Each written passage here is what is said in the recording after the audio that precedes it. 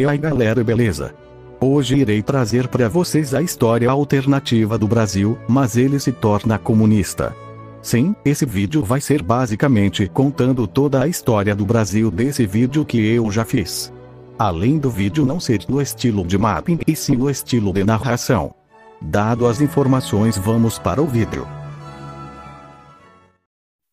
Tudo começa em 1930, com a chegada de Getúlio Vargas no poder do Brasil.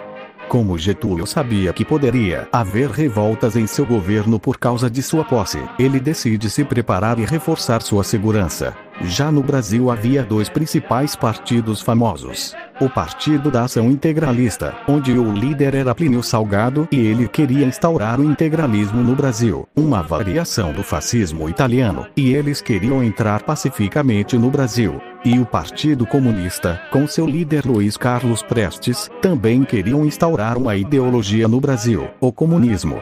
E eles fariam isso com uma grande revolta se precisassem. E para entrar no poder, esses dois partidos esperavam as eleições de 1934, já preparando um eleitor para a candidatura da presidência. Em 1931, o presidente americano Franklin Roosevelt decide vir ao Brasil para conversar sobre a crise de 1929 que quebrou a economia americana e dos países que dependiam dela. No final, os países fizeram um acordo de comércio que melhorou a economia brasileira. Em 1932, os comunistas e integralistas começam a fechar planos para tirar Getúlio Vargas do poder, pois mesmo tendo suas políticas inimigas, eles tinham uma ameaça em comum que era Getúlio. No final, eles concordaram em fazer uma revolta contra Getúlio caso aconteça algo. Em 1933, com a ascensão daquele austríaco bigodudo no poder da Alemanha, os integralistas pedem ajuda militar à Itália e à Alemanha em caso de guerra civil no Brasil. Os comunistas, descobrindo isso, fazem o mesmo, porém pedindo ajuda militar à União Soviética, e agora os dois partidos poderiam, se quisessem, uma grande revolta no Brasil para tirar Getúlio Vargas do poder. Em 1934 chega o ano das eleições no Brasil, e os partidos aguardavam ansiosamente para as eleições. Porém, Getúlio se recusa a sair do poder e continua seu governo, o chamado golpe de 34. Com isso, o Partido Comunista fica revoltado e decide iniciar seus planos de revolta para 1935. 1935 chega, e os comunistas só estavam esperando uma brecha para começar a revolta no país. Em uma de suas ações, Getúlio Vargas comete um erro que faz a economia cair, e faz cair também sua popularidade. Com isso, os comunistas decidem começar suas revoltas, e elas acontecem nos estados do Rio de Janeiro, Minas Gerais, Espírito Santo e alguns estados do Nordeste. Após dias de ataques, os integralistas entram ao lado dos comunistas, fortificando a ideia da queda de Getúlio. Após alguns dias, os comunistas chegam no Rio de Janeiro e chegam também onde estava Getúlio Vargas. Os soldados comunistas decidem matar Getúlio, assim terminando a Guerra Civil Brasileira. Porém, os integralistas queriam a entrada no poder do Brasil, porém apenas um poderia entrar. Então começa a Segunda Guerra Civil Brasileira entre os comunistas e os integralistas. No começo, os integralistas fazem bons ataques, porém chegam mais blindados e armas soviéticas. No final, os comunistas chegam em São Paulo e os integralistas se rendem, e alguns fogem para outros países como Argentina e Uruguai, porém agora o Brasil se torna comunista com seu novo líder Luiz Carlos Prestes.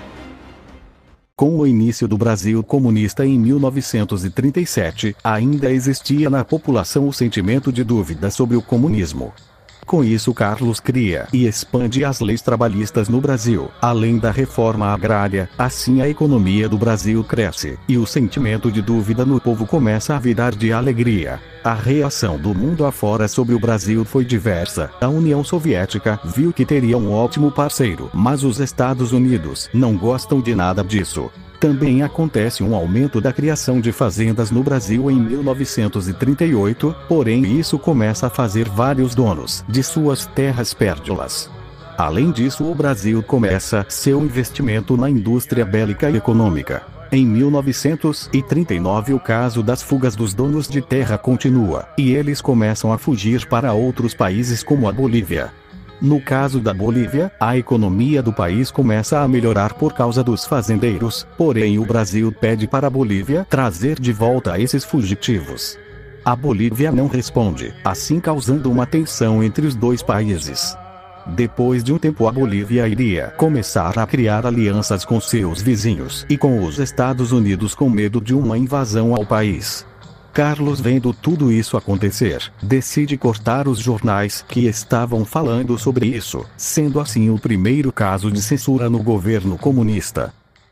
Em 1940 o Brasil quase toma um golpe de Estado apoiado pelos americanos, porém falha e a relação entre Brasil e Estados Unidos piora. Em 1941 com a invasão alemã aos soviéticos, o Brasil tenta enviar suporte aos soviéticos, porém seus navios são afundados pelos alemães, fazendo assim o Brasil entrar na Segunda Guerra Mundial contra as forças do eixo. Na Segunda Guerra o Brasil ajudou muito no norte da África e na região dos Balcãs.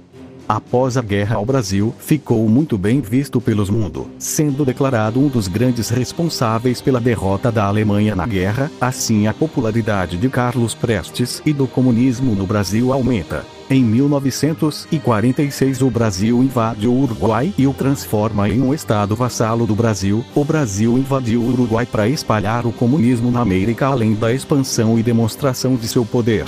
Em 1947 o Brasil e a União Soviética, vendo o Plano Marshall, decidem fazer o mesmo, e já demonstram uma ameaça para os ingleses e americanos.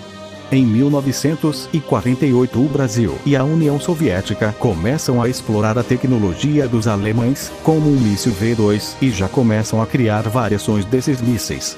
Em 1949 o Brasil cria sua primeira bomba nuclear, deixando os americanos ainda mais preocupados com os avanços brasileiros e soviéticos. Também começa a criação da cidade de Brasília para ser a nova capital do Brasil, e no ano seguinte ela é terminada e vira a nova capital.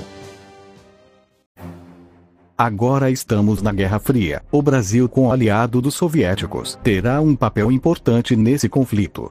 Em 1954 a Venezuela, percebendo a ameaça comunista na América, e com medo de se tornar um país comunista, decide se tornar um aliado dos americanos. Com isso a Bolívia decide criar o Tratado da América, uma aliança entre Venezuela e Bolívia para se defender do Brasil. Após isso, o Brasil intensifica seus investimentos militares, preocupando os Estados Unidos e seus aliados. No final de 1954 o comunismo consegue chegar na Argentina e ela vira uma aliada do Brasil, preocupando ainda mais os americanos e os bolivianos.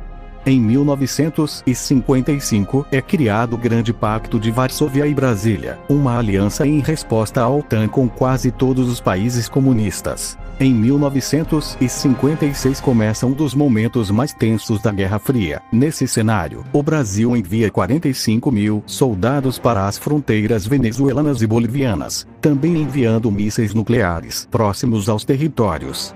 Com isso os Estados Unidos enviam mísseis para a Venezuela, causando uma grande tensão entre os países da América e no mundo. No Natal de 1956 os países decidem negociar e removem seus recursos militares próximos da região.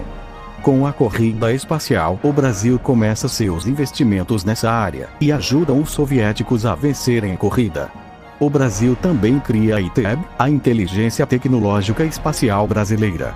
Mas não houve muitas mudanças nessa área para o Brasil. O Brasil também participa da Guerra do Vietnã, enviando alguns de seus blindados para o Vietnã do Norte. Em 1958 no Brasil começa a ter um evento chamado a Fome Nacional, onde 17,9% da população ficou com fome por causa do foco do Brasil na criação de tecnologias, investimentos militares e foco na Guerra Fria, e deixaram esquecido esse caso.